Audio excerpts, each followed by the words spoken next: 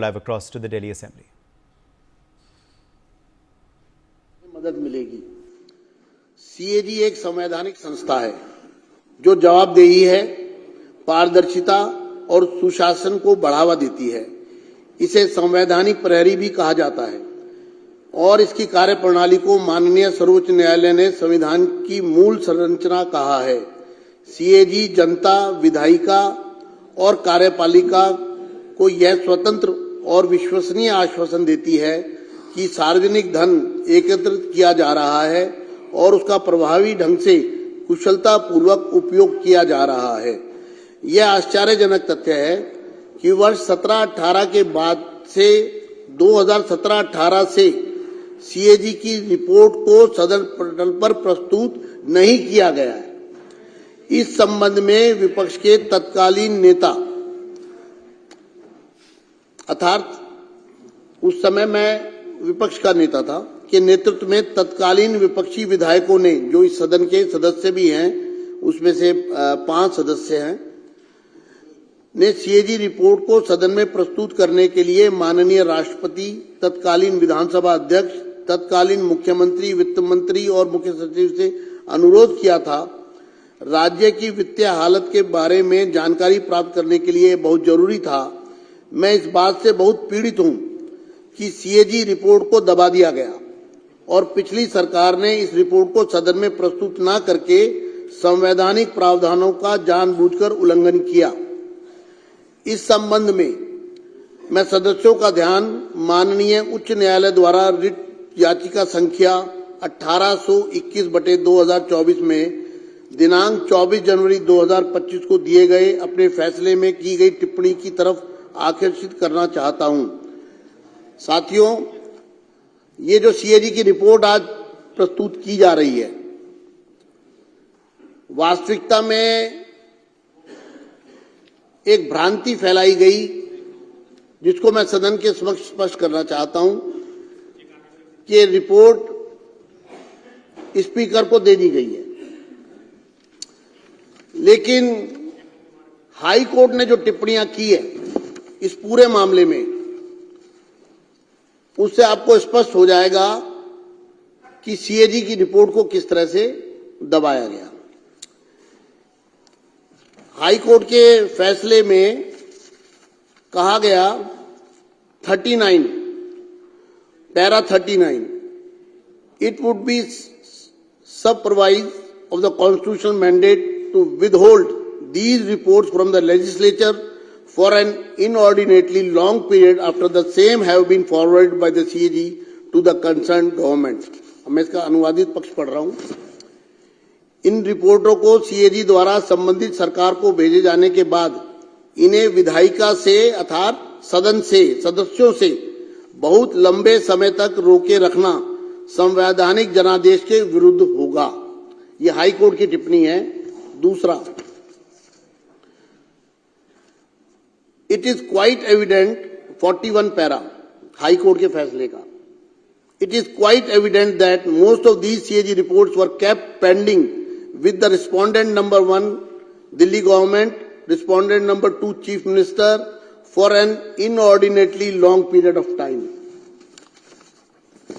यह स्पष्ट है कि इनमें से अधिकांश सीएजी रिपोर्ट प्रतिवादी दिल्ली सरकार और प्रतिवादी मुख्यमंत्री के पास लंबे समय तक लंबित रखी गई।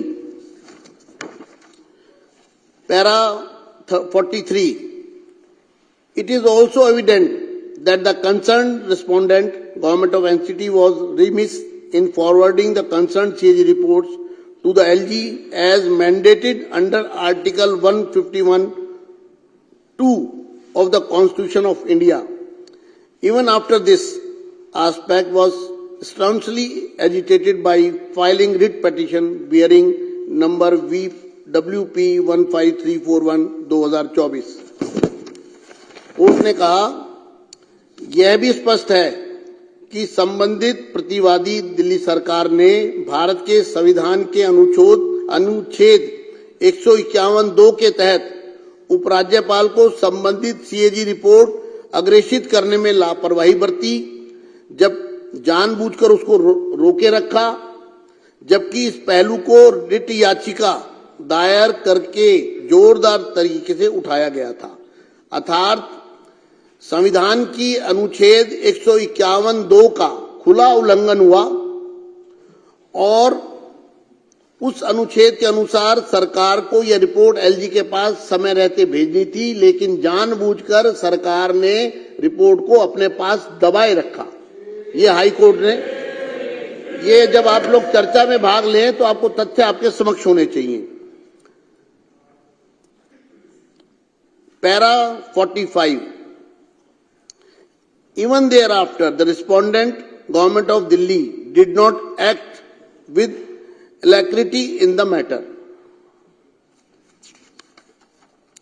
इसके बाद भी दिल्ली सरकार ने मामले में तत्परता से काम नहीं लिया। कोर्ट में आने के बाद भी सरकार अड़ी रही रिपोर्ट को अपने पास दबा के रखने में।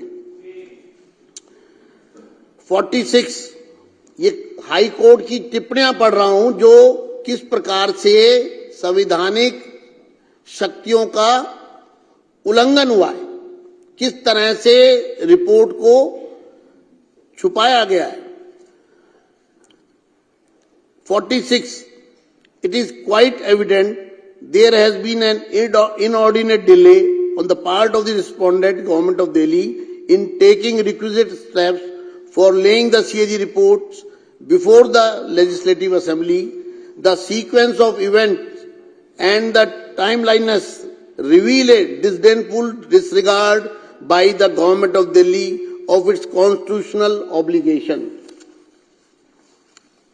यह बिल्कुल स्पष्ट है, हाई कोर्ट कहता है, यह बिल्कुल स्पष्ट है कि प्रतिवादियों दिल्ली सरकार की ओर से विधानसभा के समक्ष सीएजी रिपोर्ट रखने के लिए अपेक्षित कदम उठाने में अत्यधिक देरी की गई।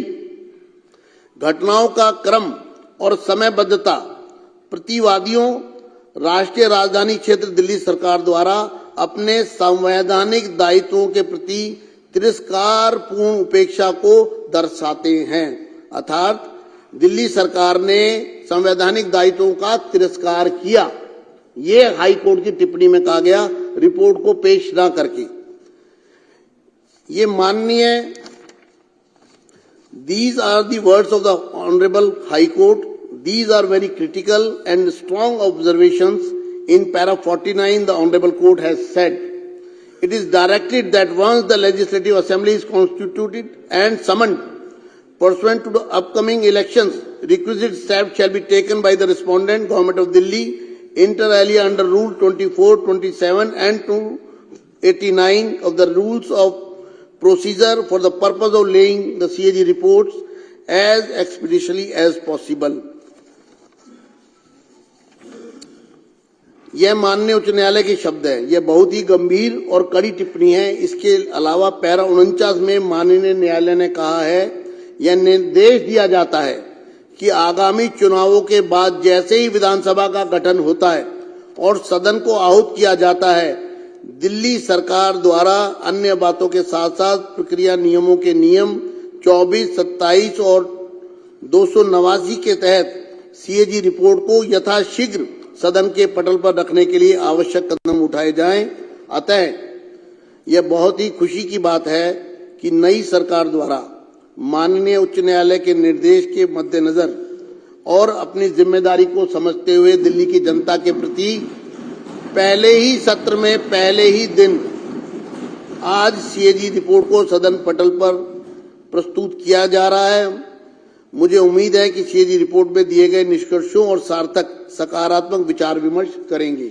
आज हम एक रिपोर्ट ला रहे हैं, उसका कारण ये है कि ये वॉल्यूमिनस है, बहुत बड़ा, चूंकि ये पिछले कई वर्षों का बैकलॉग है और हम चाहते हैं कि दिल्ली की जनता के सामने सब चीजें बहुत स्पष्ट रूप से आए। इसलिए आज एक रिपोर्ट सदन के पटल पर रखी गई है और इसी तरह से आने वाले दिनों में दूसरी रिपोर्ट लाई जाएगी। मैं चाहता हूं इस रिपोर्ट पर सदन में कुछ सदस्य जिनके मेरे पास नाम आए हैं वो पूरी तरह आतुर हैं कि हम इस चर्चा में भाग लेना चाहते हैं सीएजी रिपोर्ट के बारे में। क्योंकि सीएजी की रिपोर्ट आज यहां पर ले हो गई है, इसलिए मैं इस चर्चा को ऑन करता हूं और क्योंकि ये मामला बहुत गंभीर मामला है, सीएजी की रिपोर्ट को दबाना एक तरह का क्रिमिनल ऑफेंस है मेरी नजर में। तो इस पर सभी सदस्य अपनी भावनाओं को व्यक्त करना चाहते हैं। जितने सदस्य मौजूद हैं सभी की तरफ से रिक्वेस्ट आ रही है, लेकिन आज हम इसकी चर्चा शुरू करते हैं अरविंदर सिंह लवली जी से। धन्यवाद अध्यक्ष जी। मैं जहां आज के शानदार एलजी एड्रेस के लिए मुख्यमंत्री साहिबा को और उनके पूरी काउंसिल को दिल की से बहुत मुबारकबाद पेश करना चाहता हूं और मैं समझता हूं बहुत शानदार एलजी एड्रेस जो है आज इस सदन में आया है, उसके ऊपर विस्तार पे चर्चा जब एलजी एड्रेस शुरू होगी हम करेंगे।